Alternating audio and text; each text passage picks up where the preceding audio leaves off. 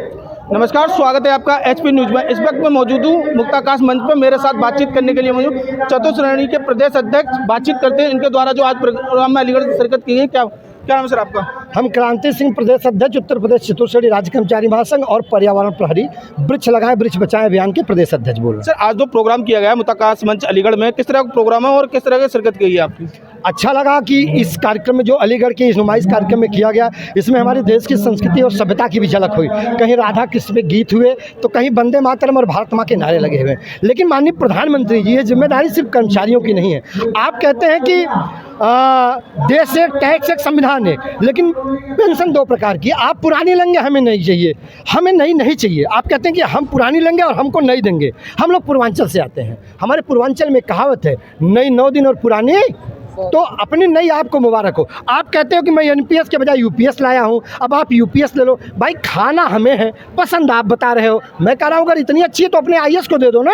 मैं कह रहा हूं इतनी अच्छी है तो अपने नेता को दे दो ना, सांसद विधायक को दे दो ना। हमको ज़बरदस्ती क्यों दे रहे हो? आप व्यवस्था करो, यूपीएस एनपीएस में जो हमको और ओपीएस में जो हमको अच्छी, आप तीनों विकल्प कर दें, एनपीएस, यूपीएस और ओपीएस। हम बफर सिस्टम में रख दो, हमको जो पसंद आएगी हम तीनों में से एक ले लेंगे। लेकिन आप ज़बरदस्ती थोप रहे हो। आपके आईएएस हमको आंकड़ा समझाते हैं, आंकड़ा समझाते समझाते यूजीसी पे पूरे दुनिया में, भारत के साथ साथ विदेशों में आंदोलन शुरू हो गया।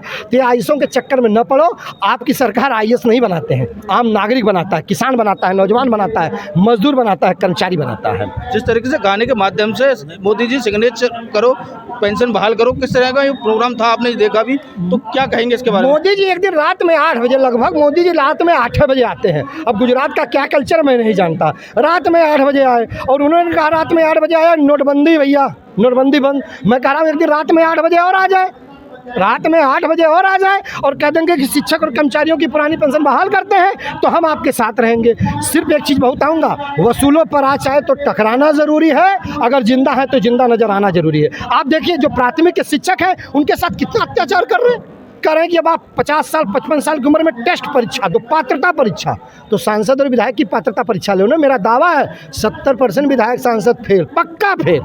शिक्षक, एक चाणक्य ने शिखा बांधी थी और घनानत का साम्राज्य नाश हो गया था। मोदी जी एक छोटा सा कर्मचारी होने के नाते उस संगठन का नेतृत्व का मैं आपको सुझाव दे रहा हूं कि ये जो आईएएस के चक्कर में आप पढ़ करके लंबे लंबे आदेश पारित करते हैं, इस आदेश को बंद करिए, इस आदेश को बंद करिए और शिक्षक और कर्मचारियों के साथ न्याय करिए और सफाई कर्मचारियों की विभागीय सेवा नियमावली बनाई जाए, उनके पदोन्नति के अवसर प्रदान किए जाए और ये जो निजीकरण है इसको बंद किया जाए। निजीकरण नहीं चलेगा।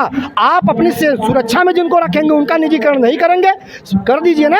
जो आपकी सुरक्षा में रहते हैं उनका निजीकरण करिए। पता चलेगा मोदी जी का कार्यक्रम 3 बजे से 5 बजे तक, 4 बजे बंदूक छोड़ के गायब हो जाएगा। तो माननीय प्रधानमंत्री जी, शिक्षक और कर्मचारियों के मांगों पर विचार करिए और पुरानी पेंशन बहाल करिए। धन्यवाद।